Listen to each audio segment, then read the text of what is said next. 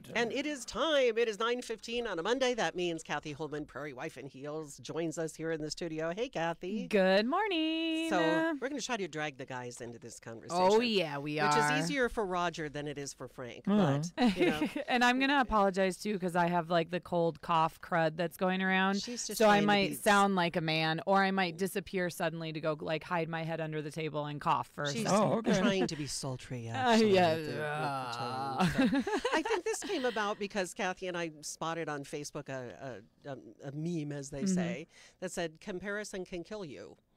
You know, and that kind of got our wheels going, you know, about the whole thing about comparing yourself to others. And as I said earlier this morning to the guys, I said, you know, stick my hand up in the air, and I am the worst at that. Amen. I am the worst. Amen. And it's not, and you and I kind of had a side conversation about the difference between comparison and jealousy. It's not quite because the same thing. I was thinking, in my mind, jealousy was the same thing as comparison, but truly comparison is the action, and jealousy is usually the emotional result from comparing yourself to others. That's what I came up with. I don't know if that sounds intelligent or feasible. Well, I think that's part of it. Well, if you come up on the short end of that comparison, right. So there's that smoking 10 packs a day. So Roger, I feel like, just in what I've seen in my life, that the comparison thing is much more of a female. Oh, what do you think? I suppose I obviously can't speak for. I know I hear a little bit of it in my wife and, you know, cousins and family members that, you know, she says, they did pretty well. For me, I went to college at the University of Houston, and one of my colleagues and a guy I did plays with is a guy named Dennis Quaid. Oh, yeah. And, I can say, you know, he wasn't that great. Man, but it was just good you know, it was luck. It happens, you know, it happens through his brother and everything. But yeah, it happens, and you can't help but think, you know, there but for the grace go I. Yeah, but so do you? What are you gonna do? So do you think that the post that we put up on Facebook was if people think comparison is harmful. Like Susan said, does it help you or hurt you? Does it help you or hurt you? So one of the comments that we had from Amanda was hurt. It always hurts, but it is so hard not to do. And then we have the other one, and it says, hold on, where was it? There was one where it said that it helps them because then they realize where they want to be. By comparing themselves to others. But I'd have to say, generally, overall, it's more of a negative. It's more detrimental. I have to say, it's one thing to look at something and say, I aspire to be that, you know, and realize that I have it within myself to do that, should I decide to do that. But, you know, and we were talking a lot of, social media does a lot of it. And this is where I fall in, because people want to present themselves at their best. So what you see are their pictures of their vacation to Italy, and you see their wonderful kids who won all the awards and seemingly have no problems. You know, or their wonderful new camper, you know, whatever it is. Yeah. And so you have this picture of someone that you know and care about, supposedly on Facebook, that you know, it's like, wow, they're really doing well, and I've got, you know, and my house is all cluttered. And I screamed at my kids 800 times today, and we've had macaroni and cheese 3 days in a row, and there's that avocado toast they made for breakfast with bacon. Kids are missing assignments, and, you know, all that kind of thing. And that's, I think, where it becomes unhealthy. Well, so in Psychology Today, they said that most psychologists believe that our desire to compare ourselves to others is a drive that's almost as powerful as thirst or hunger. So it's a natural part of being human, that everyone does it. She said, this specific one, or I guess it's a guy, Leon, said, while comparisons can be informative, they're almost always discouraging because someone's always going to end up on the bottom. And that's so true, right? Someone's always going to end up on the bottom. And usually when you're comparing, you're probably going to be the one that's on the bottom. I guess not. I guess, you know what? I guess not. Because there's some times where I'll look at people and be like, well, doing better than that. See, and Well, yeah. I really like this comment from my friend Nancy. It's taken me my lifetime to realize how I've hurt myself by comparing myself to others in many facets of my life. I now strive to be the best me I can be rather than being like others, which can be challenging.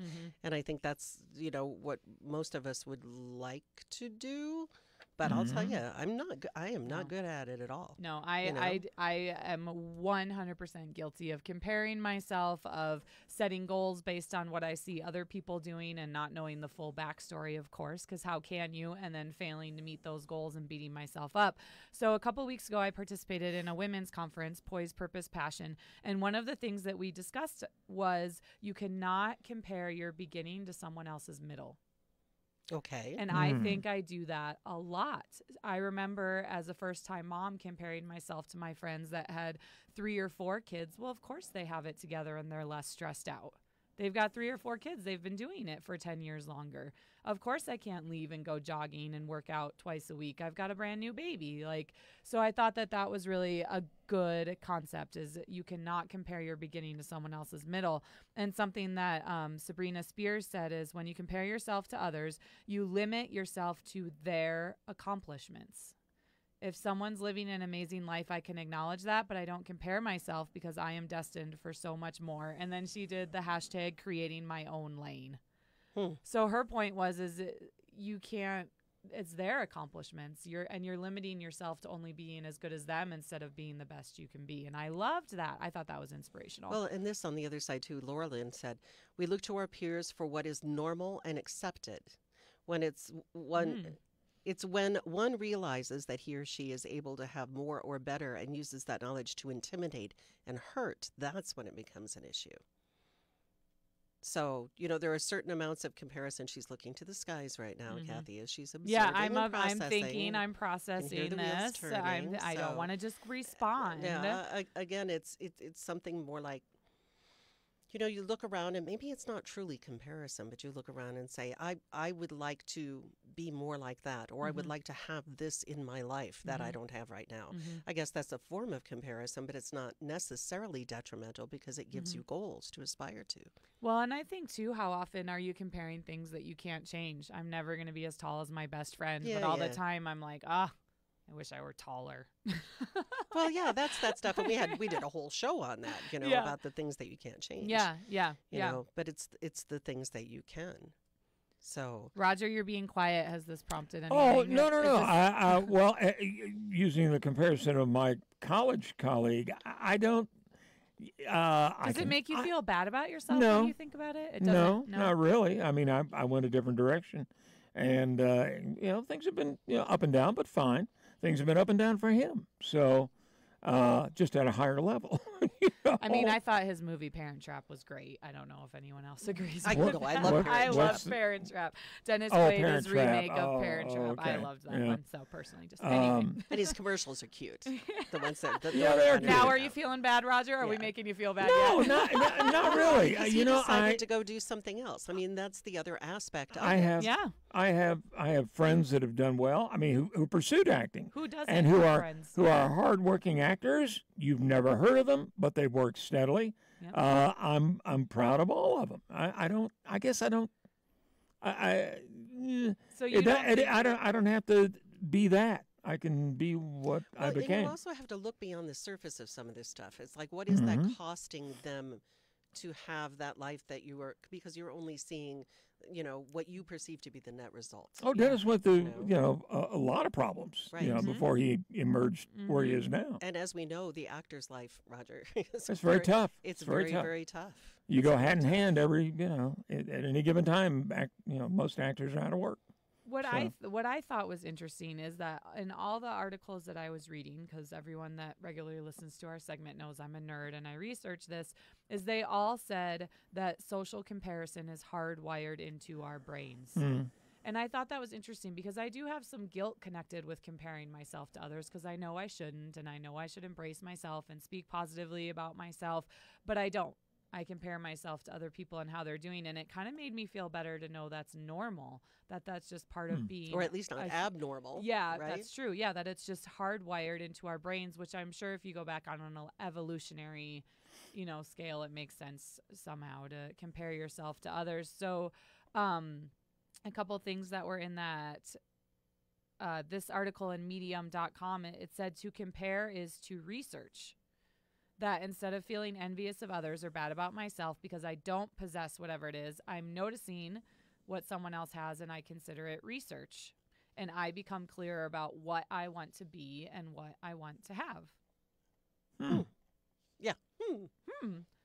Well, and I also found this one on developgoodhabits.com, which I thought was an interesting name for a website, but it said I might have to visit that one. yeah, it's a good website. Comparing yourself to others is one of the easiest ways to feel bad about yourself. You see what others are doing on social media, at work, and on television, and compare yourself unfavorably with these folks. Everyone seems more accomplished and better looking. They've got a better job title, a nicer home, is more physically fit and wealthier. Yeah, thanks for putting up your deadlift picture on your website there, Kathy. I can deadlift my own body weight. To be having a better time in their lives. These negative comparisons are the path to unhappiness. They make you feel jealous. There you go. Inadequate and inferior. They cause you to make poor decisions. They cause you to feel greater stress, anxiety, and depression. In short, making comparisons with others just sets you up for failure. So how do you stop doing it, though? Turn off your phone. If it's hardwired. Well, for me, it's, get away from the social media. No, which I agree, can't but because it's part of my work. So I think it's fascinating, too. It's so individual. So for me, when I see that my girlfriends went on a run and I haven't run for 3 days, or my girlfriend Colby, her arms are amazing, and she's actually one of the reasons I started lifting, because she put up pictures and I was like, oh my gosh, your arms look amazing. I want to do what you're doing. So I started lifting. Same with my girlfriend Amanda. She was looking amazing. So for me, the physical stuff actually motivates me. It doesn't make me compare myself. But for me, the comparison would be like people that can do their hair, because I suck at that.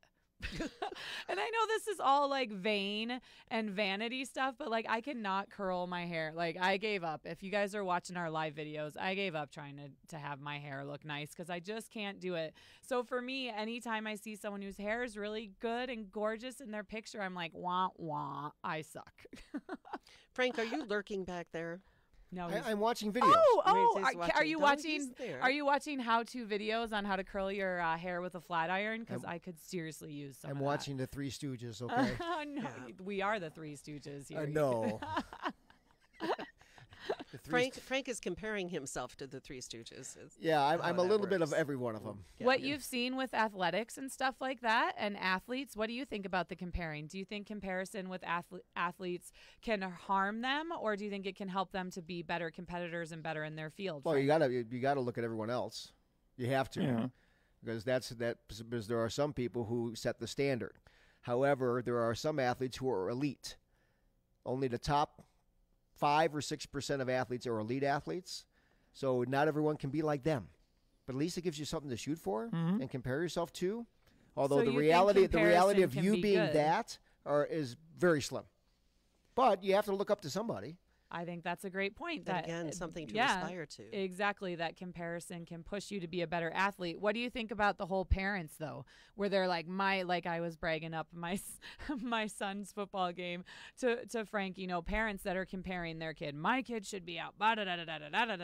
Do you think that's helpful to the child to have a parent that's pushing them like that and comparing them to other athletes of their age? Or do you think that's hurting? And generally speaking, parents are the worst thing about amateur athletics. I apologize to all my They are coaches. The worst thing about amateur athletics. I want you to elaborate on that. Too much, my kid's better than your kid. Comparison. My kid should be out there. Why aren't you playing my kid? My kid's getting screwed. Because they're comparing their kid to what the other kids are doing. Yeah. And that's hurting them. Part of it, you work in an athletic scene. You have multiple numbers. 10, 12 kids on a team. Football, you got 80. There's going to be natural comparisons. Of course there is.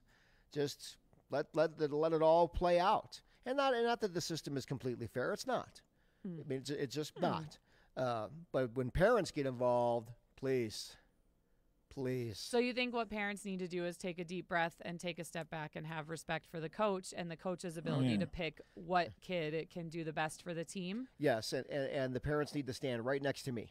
Okay, so speaking as a parent, They now need to stand right know- next to me Frank's got a and rolled up say what I say, newspaper. which is nothing. I know we're veering a little bit off topic, but I think That's this all right. is still on topic, and we'll come back with helpful hints to help you with comparison, I promise, after the break. But Frank, so here's the deal. I just started the whole sports mom thing recently. Now, be a good mom. I will not be the mom Sit yelling and down, screaming. relax, cheer for your guys. So here's the deal. My kids, I have always felt like they get enough playtime, that I respect the coaches enough and what they're doing to know when my kid needs to sit out and when they should be in. But do you think there's ever a time when one kid is definitely getting overlooked and should get more playtime? Do you think that, let's talk percentage wise, what do you think is the percentage that a parent actually does have a bone to pick about that in your experience? 40%, maybe 50%. Maybe half the time parents are right to talk to the coach and say their kids aren't being On played its enough. high end, and I would say Wow. 30 to 40. Wow, that's a lot higher than I thought you were going to say, frankly. Yeah. No Me pun too. intended.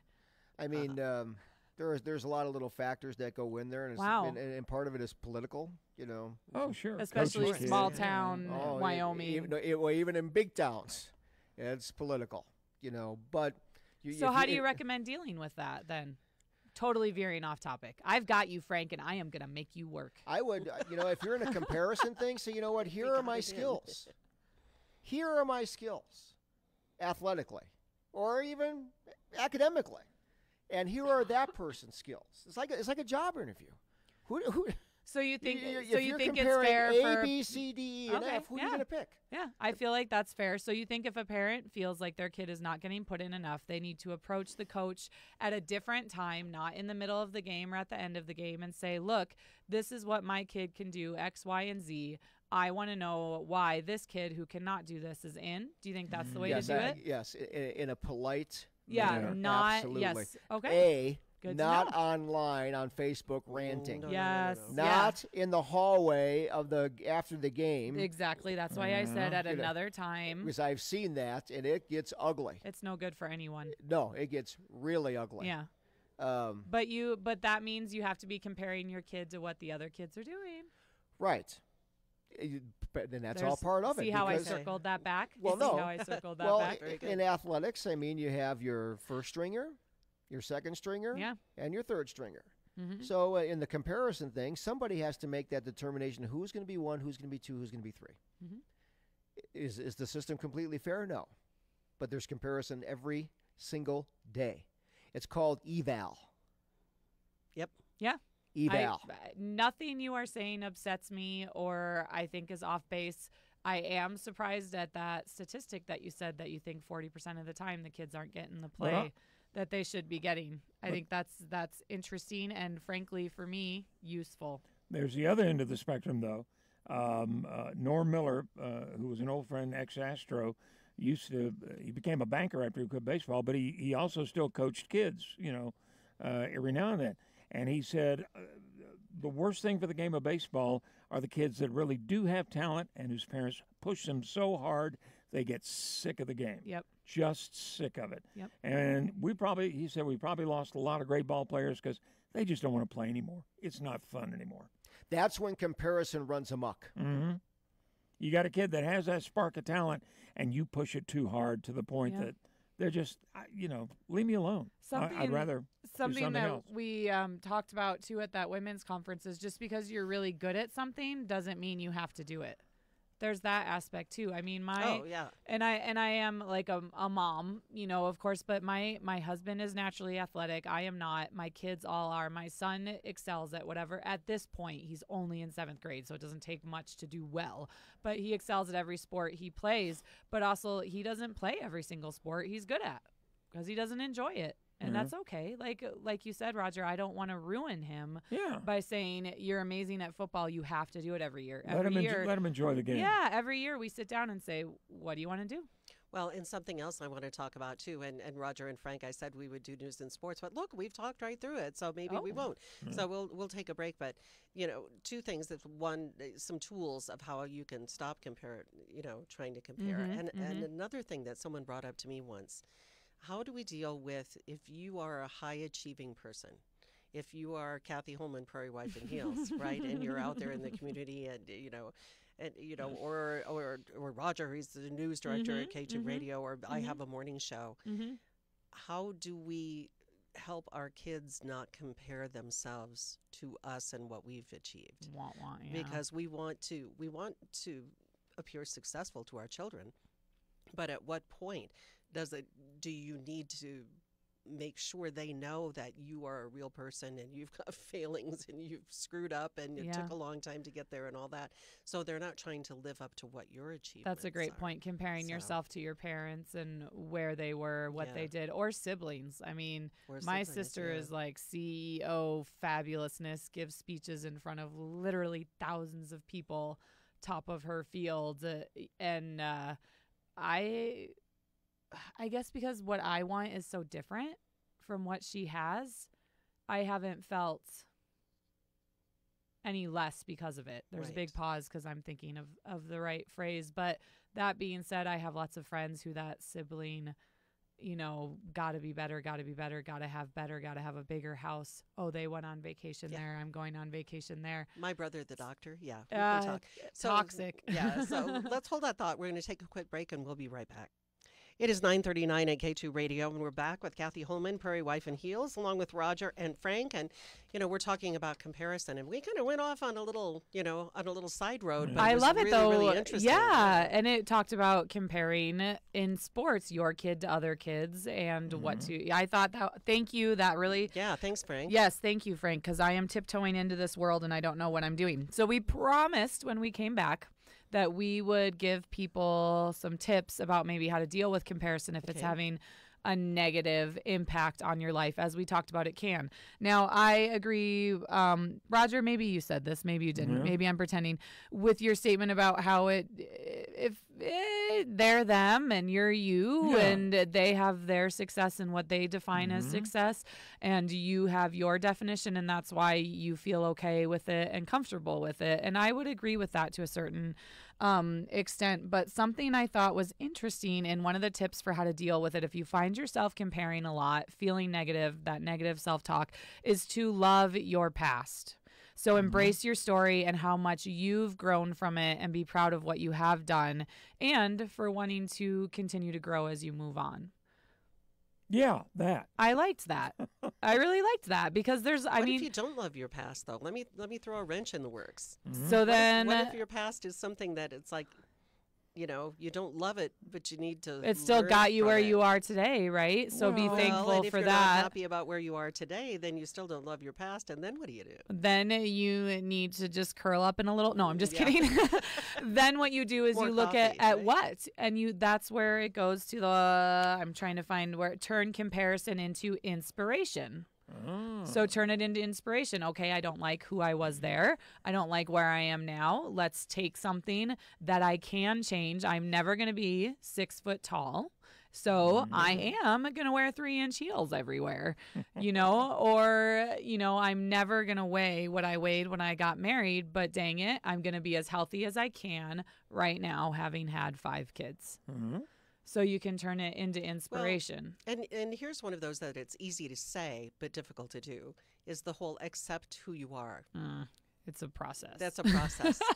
Aren't we talking about plastic surgery next week? Yeah, what I think we are, as a talking matter of about? fact. Yeah. I mean, you can't. I don't even know how to start. Don't you think there's good days and bad days? Yeah. Don't you have good? That's something I've realized. That goes along with the whole. I have very mixed feelings about the whole bloom where you're planted thing.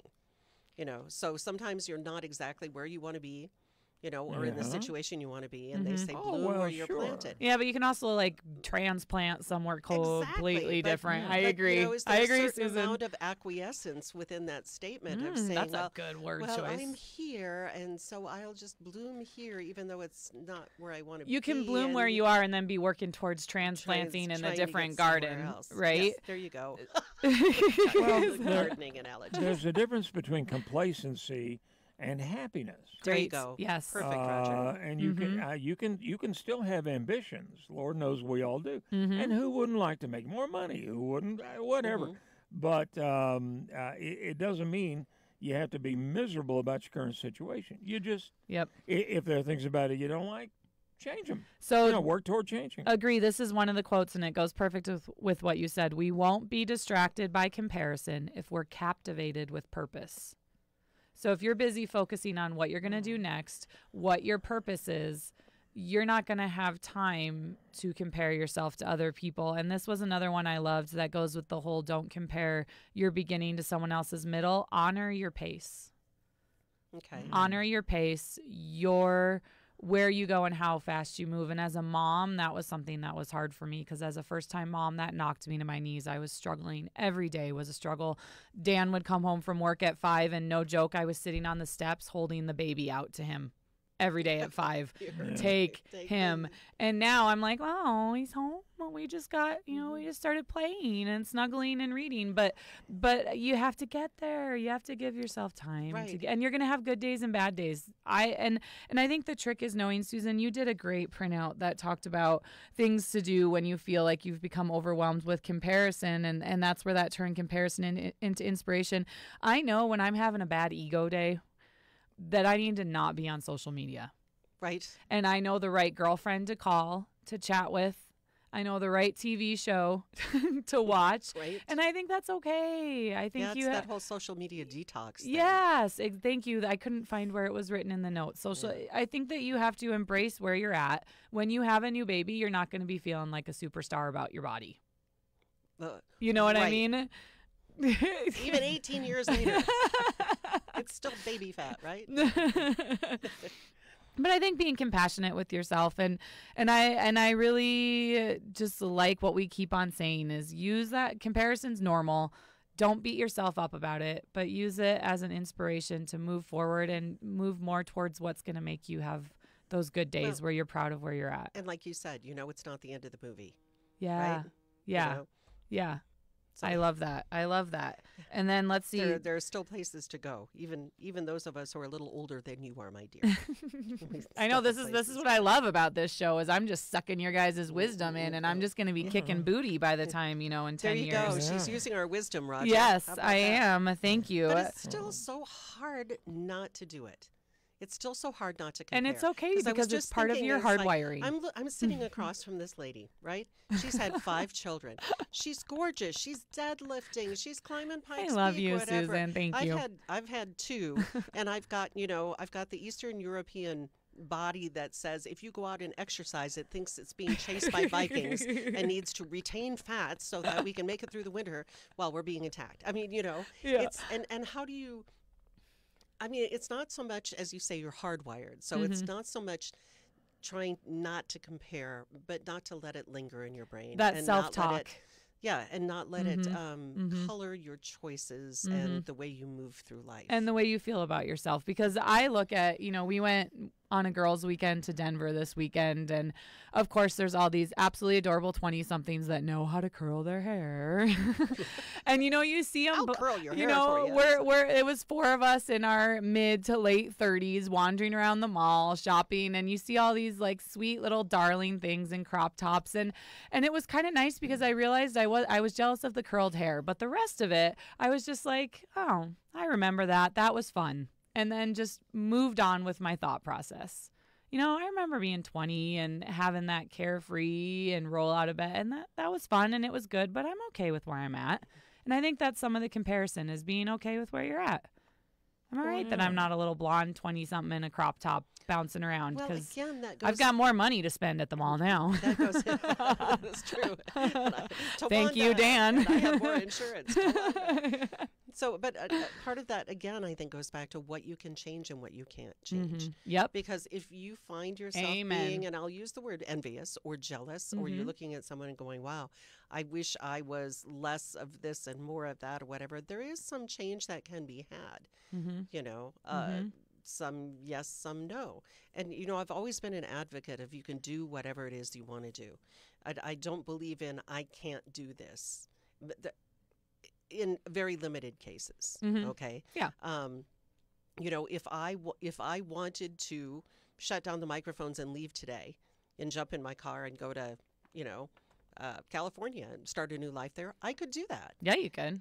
There are a lot of consequences to that. And is it something that I really want to do? So that's that.